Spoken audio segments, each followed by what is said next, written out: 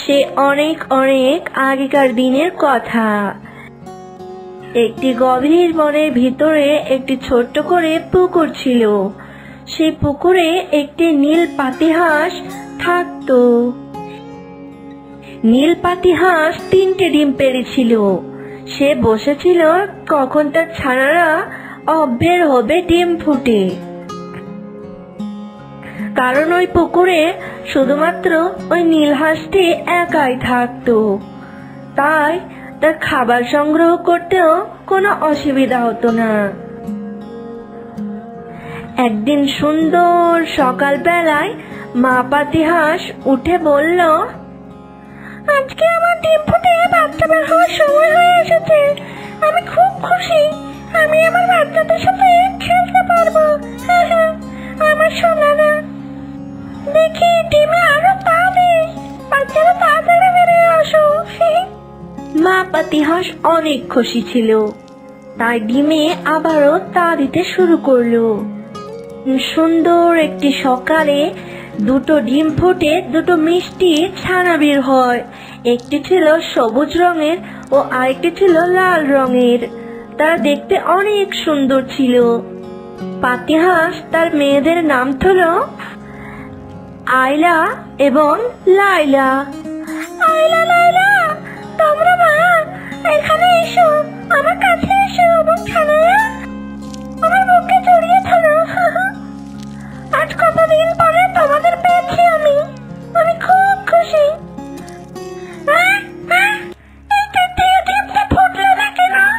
এ থেকে কি আমাদের বাবা বেরোবে না আমার বউ বেরোবে? বলো বলো। হ্যাঁ মা, আমাকেও বলো। এই ডিমটার মনে হয় আরো তা দেওয়ার প্রয়োজন আছে।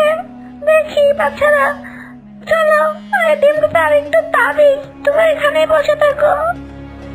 কিছুক্ষণ তা দেওয়ার পর ছানাটা বের হয়ে এলো, কিন্তু এ থেকে একটা বিচ্ছিরি দেখতে ছানা বেরিয়ে আসে। তবে সেটি ছিল একটি ছেলে ছানা। এত কালো বিচ্ছিরি, এত কেমন ছানা বেরিয়েছে। মা দেখো, একে আমরা বাবা বলে মানি না। বল, তুই এমন কেন বলছিস? ও তো আমাদেরই বাবা। তোর ভালো না লাগলে তুই বলিস না। দাদা, এদিকে এসো। মা পাতিহাঁস 3টে ছানাকে নিয়ে পুকুরে সাঁতার দিচ্ছিল।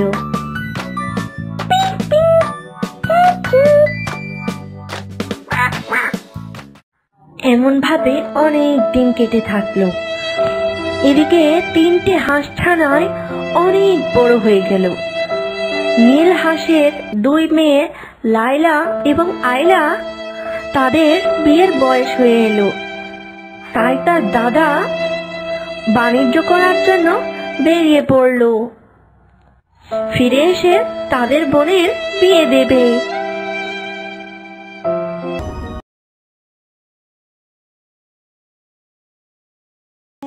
গভীর জঙ্গলের ভিতরে একটি পুকুরে বাস করত একটি পাতিহাঁস। পাতিহাঁসের 2টি মিষ্টি ছানা ছিল। তাদের নাম ছিল সোনা আর মোনা। তাদের মধ্যে সোনা একটু বদমেজাজের ছিল। ওই জঙ্গলে একটি লোভী শিয়াল থাকত। লোভী শিয়াল একদিন ওই পুকুর ধার দিয়ে যাচ্ছিল।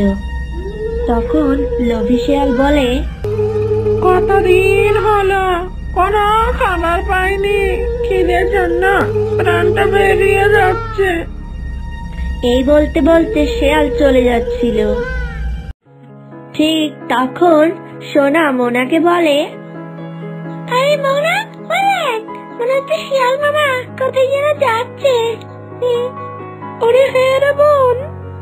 সোনা বলল, আরে ও শিয়াল মামা, কোথায় যাচ্ছ গো? কোনো খাবার পাওনি নাকি? হ্যাঁ রে ভাগ্নে, কাল থেকে কোনো শিকার পাইনি। খিদের জন্য আমার পেটটাই ইঁদুর দৌড়াচ্ছে। এসব শুনে সোনা বলল, আরে পাজি শিয়াল, তুই এভাবে খিদের যন্ত্রণা সহ্য কর। আরে বোন চুপ কর। তুই চুপ, আমি যা বলছি একদম ঠিক বলছি। এসব শুনে শিয়াল মনে মনে বলে, আরে এ তো দেখছি একটা মাথা মোটা ছানা, একে শিকার করা অনেক সহজ। এই বলে শিয়াল বলল, দেখ সোনা, আমার তো মনে হচ্ছে তুই একটা ভীতু। কেন তোমার এমন মনে হচ্ছে কেন? হঠাৎ তোমার এমন মনে হচ্ছে কেন? তুই যদি ভীতু না হতি তাহলে এইসব কথাগুলো আমার কাছে এসে বলতি। আমি কোনো ভীতু না, আমি যাচ্ছি তোমার কাছে। আরে বোন, আমাদের কাছে আর ঢাকাচ্ছে, তুই যাস না। কিন্তু সোনা ছানা মোনা ছানার কোনো কথাই শুনে না, শিয়ালের দিকে রওনা দেয়। নিজের অহংকার বজায় রেখে লোভী শিয়ালের দিকে চলে যায়। তখনই ছানাটিকে শিয়াল মুখে নিয়ে চলে যায়, আর এদিকে মোনা অনেক কান্নাকাটি করতে থাকে। মায়াপুর নামের একটি ছোট্ট জঙ্গলে একটি পুকুর ছিল। সেই পুকুরে অনেক হাঁস দম্পতিরা বসবাস করত। তারা নদীতে যখন খাবার সংগ্রহ করছিল, তখন রূপা করিমকে বলে, এই শোনো না, আজকে রাতে মনে হয় আমার ডিম দেওয়ার সময় হয়ে এসেছে। আজকে আমি মনে হয় একটি ডিম দেব, তো কোনো সুরক্ষিত স্থান দেখে আমাকে নিয়ে চলো না। কি বললে গিন্নি? আমি বাবা হতে চলেছি? বাহ বাহ, আজ যে আমার কি আনন্দ হচ্ছে গিন্নি। ঠিক আছে গিন্নি, আমি তাহলে তোমার জন্য একটি নিরাপত্তা স্থান খুঁজে আসছি। আমি আসছি। এই বলে করিম হাঁস তখন একটি নিরাপত্তা স্থান খুঁজতে যায়, আর ওদিকে রূপা হাঁস খাবার সংগ্রহ করতে থাকে। সাঁঝ হয়ে আসে, তখন করিম হাঁস একটি নিরাপত্তা স্থান খুঁজে পায় এবং সেখানে রূপাকে নিয়ে যায়। রূপা, ও রূপা, এই দেখো কত নিরাপত্তা স্থান খুঁজে পেয়েছি। ভালো না এই স্থানটা, বলো? হ্যাঁ হ্যাঁ, অনেক সুন্দর। জঙ্গলের পশুরা যদি আক্রমণ না করে তবে বাঁচান বাবা, আমার ডিমগুলোর নয়তো রক্ষা হবে না। এই বলে রূপা সেই ঝোপে বসে পড়ল এবং করিম হাঁসও তার পাশে বসে থাকলো। পরের দিন সকালে তারা একটি ডিম দেয়, আর তারা দুজন অনেক খুশি ছিল। এত খুশি কোথায় রাখে, তারা দুজন অনেক খুশি ছিল। তো করিম হাঁস বলল, গিন্নি গিন্নি, শোনো, তোমার আজ থেকে আর খাবার সংগ্রহ করতে যেতে হবে না। তুমি এই ডিমগুলো চা দাও, আরো ডিম পারো, ঠিক আছে? আমি তোমার জন্য খাবার সংগ্রহ করে নিয়ে আসবো, তুমি থাকো এখানে। তুমি এত খুশি হয়ে গেছো এই ডিমগুলো দেখে? জান, তবে আমি ভাবতেও পারিনি তো তুমি এত খুশি হবে।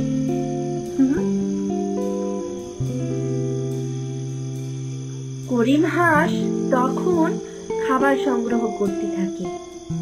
কিছুক্ষণ পর করিম হাঁস খাবার সংগ্রহ করে তার স্ত্রীর জন্য নিয়ে যায়। এমন ভাবে বেশ কিছুদিন কাটতে থাকে এবং তারা আরো 3টে ডিম দেয়। 4টে ডিম নিয়েই তার স্ত্রী তাগিদে ছিল। একদিন রূপা হাঁস মেকআপ করার জন্য বিউটি পার্লার গিয়েছিল। তখন বিউটি পার্লারে গিয়ে সে নতুন হেয়ার কাট করানোর জন্য তাকে বলে এবং তার হেয়ার কাট করানো শুরু করে দেয়। আর ওদিকে একটি শিয়াল মনের দুঃখে গান গাইতে গাইতে আসছিল। আমি কোনো খাবার পাই না, এখন কি যে করি গো, মনের ক্ষুদে কখন মিটাবো আমি গো।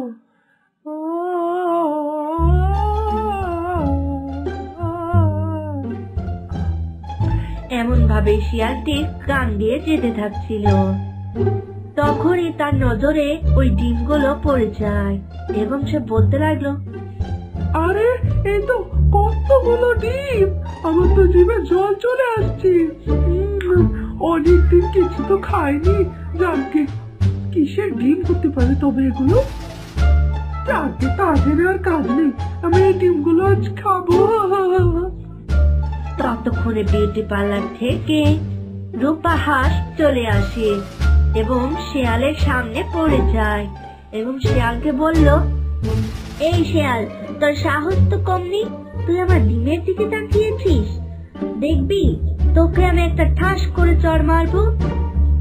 আরে তোমার তো ডানা আছে, তোমার তো হাত নেই। মরে মরে এবার কি রে বাবা, মরে মরে দেয় সেটা বা কি? বাবা, শিয়ালটা মনে হয় মাথার তার কাটা। একে আরেকবার মরে মরে ডান্সে নৃত্য করে ডিমগুলো নিয়ে পালাতে হবে। হ্যাঁ, এটাই ঠিক হবে, নইলে ও আমার ডিমগুলোকে আদৌ খেতে হবে না। এই শিয়াল, এই এসব মরে মরে বন্ধ করবি তো মার খাবি, দেখবি আমি তোকে এক্ষুনি বন্দুক দিয়ে তোর মাথা ফুটো করে দেবো। আরে কিন্তু তো তোমার কাছে তো বন্দুকই নেই। মরে মরে মরে মরে পালাই বাবা এই সুযোগ। শিয়াল ওদিকে ময়ে ময়ে করতে থাকে আর ওদিকে রূপা হাঁস তার ডিমগুলোকে নিয়ে জলের মধ্যে চলে যায়। শিয়ালের যখন ময়ে ময়ে করা শেষ হয়ে যায় তখন শিয়াল তাকিয়ে দেখলো সেখানে রূপা হাঁস নেই এবং তার সাথে ডিমগুলো আর নেই। তখন শিয়াল মনের দুঃখে কান্না করতে লাগে এবং শিয়াল বুঝলো যে তারই বোকামির জন্য এসব কিছু হয়েছে। সে যদি ময়ে ময়ে না করতো তাহলে আজ এটা হতো না।